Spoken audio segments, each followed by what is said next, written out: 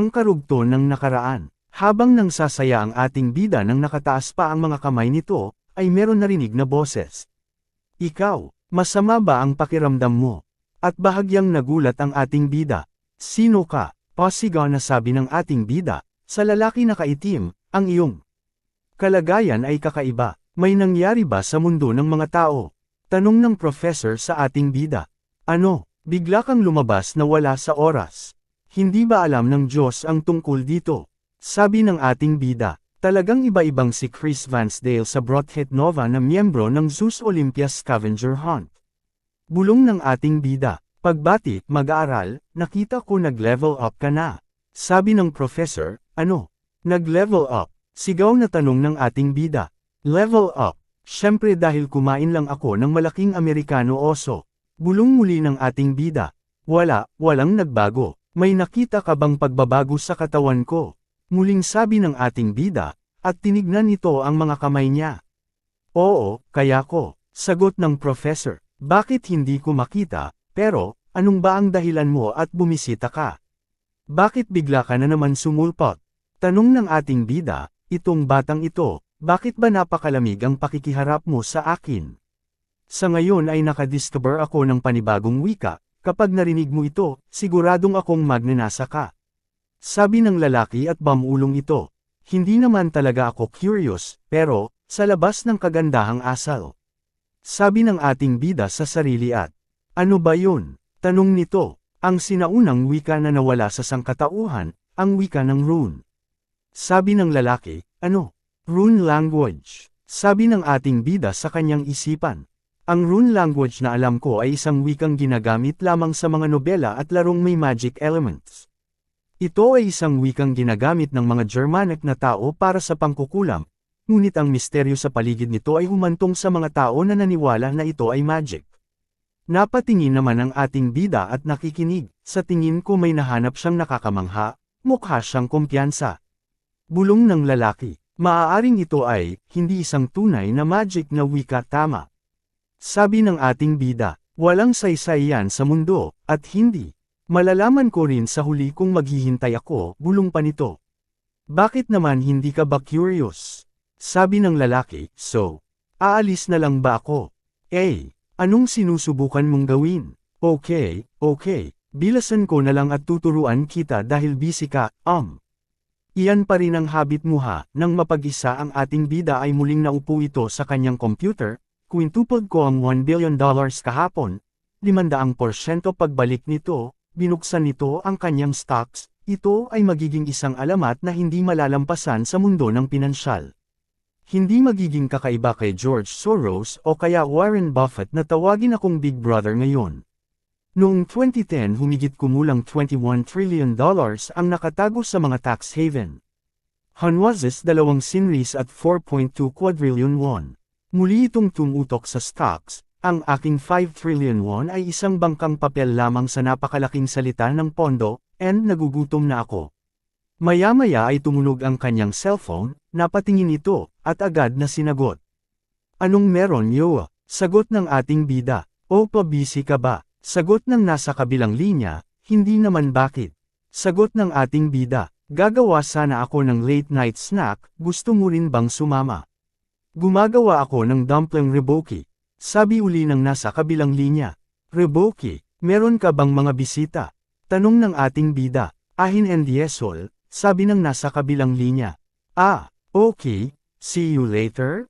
Muling sagot ng ating bida. Nang matapos mag-usap ay pinatay na nito ang kanyang cellphone, muling humarap ito sa kanyang computer. Wala akong maitutulong kapag nagluluto ang kambal. Nagugutom na ako, pwede naman akong magluto ng ramyon. Siguro kailangan kong mag-aral ng ibang mga klase sa pagluluto, at muling maya-maya ay parang may naramdaman ang ating bida. Bigla ito lumiwanag sa kanyang tabi, nagulat ito, Muli ay may lumabas na anino. Sino ka? Pasigaw na bahagya ng ating bida, muli ay napunta ang ating bida sa ibang lugar at sa parteng bahay sa kusina. Nasaan na naman ako ngayon? Welcome, sagot ng isang babae. Makikita ang mga gamit sa kusina sa isang stand at gamit sa pagluluto. Ako si Jang Jiom, sabi ng nagpakilalang babae. Ano, ikaw siguro, yung kilala ko, Ang dakilang Jang Geum. Si Jang Geum ay ang babaeng lumabas sa 2003 sa South Korea series, ang kauna-unahang babaeng manggagamot sa panahong ng Joseon Dynasty. OMG, bahagya napasigaw at nagulat na sabi ng ating bida, habang napaangat nito ang kanyang kamay na hindi makapaniwala. Parang Diyos din ang babaeng ito. Bakit ba madalas magpakita ang mga Diyos? Bulong ng ating bida. No way, sa tingin ko ay hindi mo naman ako kilala, diba? Sabi ng babae. Kilala kita, pero ikaw ba talaga ang dakilang Jang Geum? Iyan, ang tawag sa akin ng mga tao. Tapos eto na ako, sabi ng babae habang nakangiti ito. Siya ay walang aninlangan ng dakilang Jang Geum, bulong ng ating bida. Pero, ano ang dahilan ng biglaang pagsulpot? Tanong ng ating bida habang nakaupo pa rin ito sa sahig. Wala ka bang gusto? Tanong ng babae. Ano? Ako, sagot ng ating bida. Hindi ba hiniling mo sa langit na gusto mo mag-aral magluto? Sagot ng babae, teka, sandali, dumaan yan. Naririnig ako ng Diyos. Tanong pa ng ating bida. Gusto ko lang kumain ng spicy reboki, bulong nito sa isip. Walang bagay na hindi alam ng mga Diyos, lahat ng bagay sa paligid mo ay bahagi ng jurisdiksyon ng mga Diyos. Kaya, maririnig ng mga Diyos ang iyong mga salita. Lalo na sa sitwasyon na nangangailangan ng mga points na tulad ko, at lagi akong nanunood. Sabi pa ng babae, ano, points? Tanong ng ating bida. So, ang Great Miss Jang Geum gusto rin ng points. Bakit lahat sila gusto ang points ko? Bulong ng ating bida. Ang karma na binuo mo ay napakalaking bagay para sa mga Diyos. Nakakuha din ako ng mga points sa aking mga kaalaman sa pagluluto. Ngunit ang karma na nakuha ay hindi kasing dalisay at kalakas ng mga nakuha ng tao. Kaya gusto ng mga Diyos ang iyong mga points. Sabi ng babae, I guess nakikita niya kung ano ang nasa loob ko. Mabait niyang ipinaliwanag ang lahat. Bulong ng ating bida, hindi ko alam na napakalaki pala ng karma ko, at ang iyon dahilan ng pagiging malapit ng mga Diyos sa mga tao, at kung ikaw ay mamatay, malalaman mo ang lahat-lahat. Oo, sagot ng babae. Namatay na ako dati. Sabi ng ating bida sa kanyang isipan. Pero kahit na hindi ka disiplina ng Diyos, maaari mong hayagan makipag-usap sa mga Diyos. Ito ay isang napakakaibang kababalaghan. Nalampasan natin ang karaniwan bilang ng mga alagad ng Diyos. Ngunit marami pa ring Diyos na hindi mo kilala. Kaya mag-iingat ka, dahil Diyos lang kami, hindi ibig sabihin na mapagkakatiwalaan mo kaming lahat. Maliban sa ating mga ninuno ay pawang mga cold-blooded trader. Sabi ng babae, sa bagay na ito ay napakalakas ng iyong mga ninuno, pahabol na sabi pa ng babae, hindi kita ninuno diba? Sabi ng ating bida, hindi ako sapat bilang isang tao, please gabayan mo ako, yamukong sinabi ng ating bida, simple lang ang nais ko, ikaw ay mapabuti. Sagot ng babae, tapusin na nating ang pag-uusap na ito, at magplano ng deal, tama? Sige, magplano na tayo ng deal. Sabi ng babae. Oo, sagot ng ating bida, na lumaki ang mata sa tuwa. Ang layunin ng pagluluto ay hindi lamang upang gumawa ng masarap na pagkain, pero ito rin ay upang lumikha ng isang mahusay na gamot na maaaring gamutin ang mga sakit ng katawan at isip ng tao. Ihinto mo, sabi ng ating bida habang hawak ang magkabilang ulo ng kamay, dahil hindi ito ang tinutukoy niyang deal, kiddo. Dapat ay angkan ka ng sanwang mo ni Mount Erie. Matapang ka rin, sino si Mount Erie sanwang mo? Hindi ko pa siya kilala. Lumipas ang mga oras, sa isang condo hotel sa lugar kung saan nandoon ang kapatid ng ating bida. Habang sa kusina ay makikita may naghihiwa ng gulay, mabilis ang kilos na akala mo ay isang mahusay na chef, habang tulala nanunood ang tatlong babae sa nagluluto. Yoa, ang brother mo ba ay chef? Sabi ng isang babae. Hindi, halos hindi nga siya marunong magluto ng ramen. Sabi ng kapatid ng ating bida. Hindi biro ang puwersa niya. Sabi ng isang babae, para siyang isang chef. Sana ay mag-ingat ang aking refrigerator. Isa itong Korean TV show kung saan dinadala ng mga bisita ang kanilang refrigerator kasama ang lahat ng laman nito at isang bagkos ng mga sangkap. At sa huli ay pipiliin ng mga bisita ang kanilang paboritong ulam. At panalo ang kusinero na gumawa ng ulam na iyon. At habang ang ating bida ay busy sa kanyang pagluluto, tinatapik ni Kuya Taesan ang dibdib ko, gamit ang kanyang kutsilyo. Sabi ng isang babae, sa tingin ko I have fallen in love na ko sa kuya mo. Sabi naman ng isa pang babae, ano? Gulat na sabi ng kapatid ng ating bida, at habang hinahalo ng ating bida ang kanyang nilulutong pagkain, ay nasa kanyang tabi si Jang Jiom na siya lang ang nakakakita, at ito ang nagtuturo habang nagluluto ang ating bida. Ang dakilang Miss Jang Jiom ay hindi ko ninuno, at tingin ko siya ay napakabait. Oh, baka malaman na naman yung iniisip ko.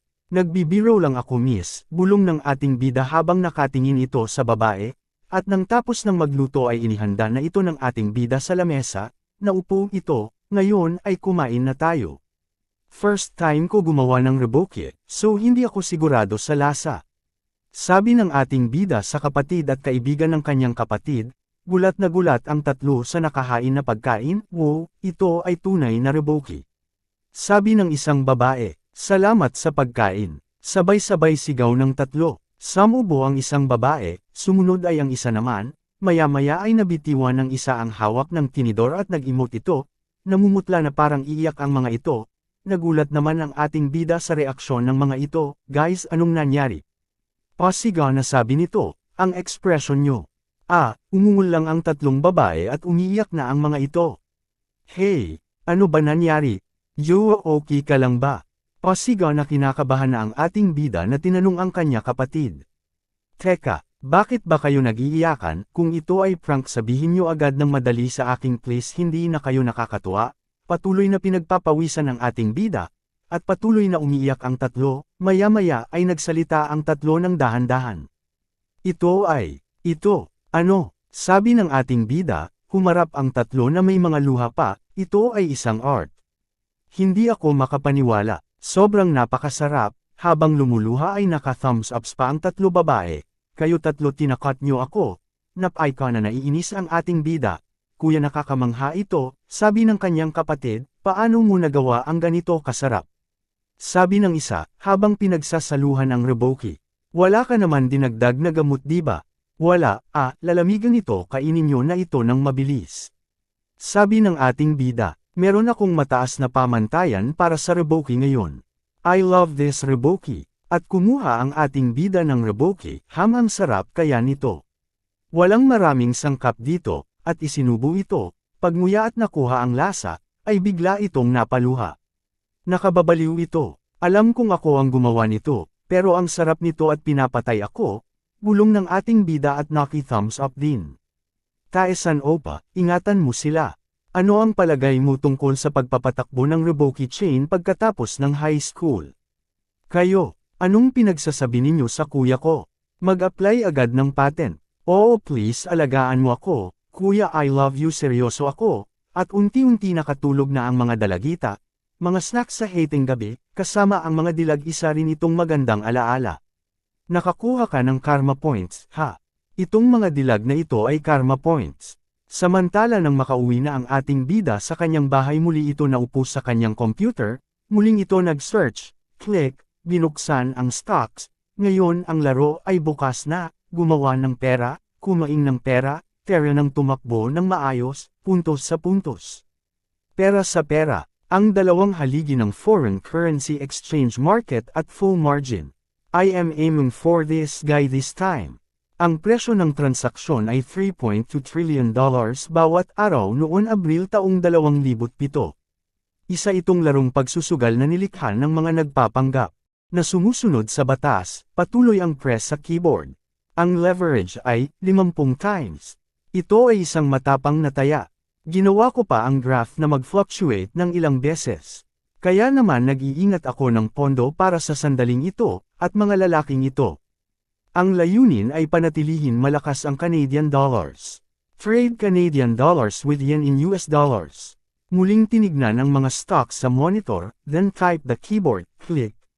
Napakabilis ng panahon nararamdaman ko ang tibok ng puso ko. Kailangan natin tapusin ang laro ng leader ng mga eskinita ngayon. Bulong ng ating bida. Ang edad ng digmaang pandagat ay nagsimula na.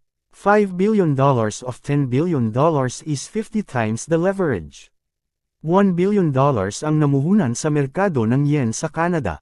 Ang natitirang $4 billion ay parang itulak sa pangangalakal ang mayamang merkado ng dollars na Canadian na maraming transaksyon. A few days ago, I sold all the stocks under my name kasama ang interes at binayaran ko ang $2 billion na hiniram sa HSBC. Kaya ginamit ko ang secret fund ko. Ngayon ito ang Freedom, long press. Then click. Pati tongue sketch ng aking unang layunin. Simula ngayon ay mag-iitlog na lang ako ng ginto. Tapos na lahat ng transaksyon. Kinabukasan sa opisina ng stocks market, gulat na gulat ang mga nakaupo sa harap ng computer, hindi. Sabi gulat na gulat ang lalaki, ano yan? Sabi ng isang lalaki, ang stock Diyos ko. Tinerminate niya ang lahat ng transaction. Napanganga ang lalaki. Nabenta niya ang lahat ng stocks. Lahat sila, 10,000 won na lang ang natitira sa kanyang account. Kahit na ang pera mula sa ibang account na nakalink dito ay inilipat palayo, sigaw na sabi ng lalaki si Harry. Ang Diyos ng mga stocks ay lumitaw at nawala na parang hangin. Ang kanyang mga yapak ay hindi opisyal ngunit kabilang sa mga pinakamahusay sa mundo. Hindi makapaniwala sabi ni Leo, parang sasabog ang dibdib nito, na parang masisiraan na ng bait at itinaas ang mga kamay. Saan siya nagpunta? Hindi siya basta-basta mawawala. Subaybayan siya. Siguro, sa tingin ko lumipat siya sa foreign exchange property market. Sabi ng isang lalaki si Harry. Ang foreign exchange property market? Sigaw na sabi ni Leo. Nakatanggap ako ng tawag mula sa isang kaibigan na nagtatrabaho sa kumpanya. Daan-daan bilyon won sa mga personal na pondo ang idineposito kahapon. Sabi muli ng lalaki, pwede bang? Gambling board na iyon. Sabi ni Leo. Sa ganyang kalaking pera sigurado ako ito ay ang stock ng Diyos, sagot ni Harry. Ang taong ito ay hindi man isang nagtatrabahong individual ngunit isa pa ring stock god. Sabi ng isang lalaki, maririnig ka nila sabihin mo na lang ng tahimik. Sabi ng isang lalaki, maya-maya kumusta ang lore? Sabi ni Leo, tahimik sila, sagot ni Harry. Damn it, I want to quit my job and enjoy a company under the stock god. Kung gaano karaming buhok ang mawawala sa oras na ito, sabi ni Leo, at inilapag ang folder sa office table. Ako din, sa gitna kong hiring si Lore, gusto kong mag-apply. Sabi ni Harry, tama, hindi lang ako ang may ganyang pag-iisip. Sagot ni Leo, gusto kong sumunod sa yapat ng mga Diyos. Sabi muli ni Harry, nga pala nag-aalala ako sa stock god. Ang currency exchange market ay ang asensya ng isang pang-dead end mula sa stock market. Sabi ni Leo, at hindi nila alam, ang katotohanan na ang palayaw ng God of Stock ay naging Diyos ng mga halaga ng palitan. July na pala, school life quiet and intense. Ang mga pinuno ng mga senior high school ay nagniningning sa ilalim ng bigat ng kanilang senior year, ngunit gayunpaman nananatili pa rin silang masayahin. Sa ilalim ng pangalang ng aking ina, naglagay ako ng aircon sa bawat silid-aralan sa school. At nakatanggap ako ng isa pang points, napaka-presko. Taesan kami ay walang hanggang nagpapasalamat sa iyo ina. Salamat sa iyo sa tingin ko nakakuha ako ng higit sa 10 points, mayayaman ang mga kaibigan ko, so I'm all good. Sabi ng ating bida habang ang kanyang mga kaklase ay nagbibiruan sa harap ng aircon na I donate. Ang paaralan ay nakakuha ng mga points sa pamamagitan ng paggamit ng scholarship na hindi nagpapakilala. Hindi ko alam ang tungkol sa mga tao, pero ang mga points ng karma ay kinakalkala, at sa wakas ngayon. Ang araw na isinara ko ang aking mga accounts. Tapos na ang 3 buwan panahon ng investment. Oras na upang isara ang Canadian dollar full margin, kung saan ang halaga ng palitan laban sa yen ay lubos na pinahalagahan, at habang ang nasa isip ng ating bida ang kanyang mga stocks investment ay hindi nito napansin na kanina pa siya pinagmamasdan ng kanyang mga kaibigan. Anong meron sa ekspresyon niya? Sabi ng isa niya kaibigan. Hindi ba siya lang ang nakakita ng magandang sa gabi? Sabi ng isa naman niya kaibigan habang nakasenyas pa ang daliri. It's suspicious. Anong nangyari sa kanya ng mga Diyosa? Sabi naman ng isa pang kaibigan. I have a bad feeling every time na gagawin niya yun may mangyayari. Sabi pa ng isa, habang nasa likod ng ating bida ang kanyang mga kaibigan. Bigla naman tumunog ang cellphone ng ating bida, kinuha ito at sinagot. Hello, Daniel. Nagulat naman ang ating bida sa pangalan na tinawag sa kanya ng nasa kabilang linya, nagulat naman ako. Sinong tumatawag sa akin sa English name ko, muling idinikit ng ating bida ang kanyang cellphone sa tenga. Hey, hindi mo alam kung sino ako. Seryoso ka ba? Ang boses na ito, hindi pwede, bulong ng ating bida, maya-maya. Clara, bigkas ng ating bida, bigla pumasok sa isipan ng ating bida ang tagpumuntik na mabundol ng sasakyan si Clara. Nakalimutan ko, ang gabing yun. Ito ay maikli, pero ito ay isang matinding moment, ang kiss nila dalawa, ang tagpuyo ng naalala ng ating bida, hindi nito napansin na nailagay ng ating bida ang daliri sa kanyang labi. Clara, sabi ng isa niya kaibigan na nagtataka, ibang babae. Sabi pa ng isa, pwede ba na? Isang foreign woman. Hindi pwede. Sabi ng isa pa, Daniel nagulat ka diba? Anong ginagawa mo? Sabi ni Clara sa kabilang linya. Nagpapahinga na ako pagkatapos mag-almusal. Sabi ni Director Leo kumusta ka raw? Sabi ni Clara, okay batiin mo rin siya para sa akin. Daniel, hindi mo ba ako namimiss? Maaaring magkalayo tayo, pero ang puso ko ay laging kasama mo, Daniel. Nabigla at natuwa ang ating bida sa sinabi ni Clara sa kabilang linya.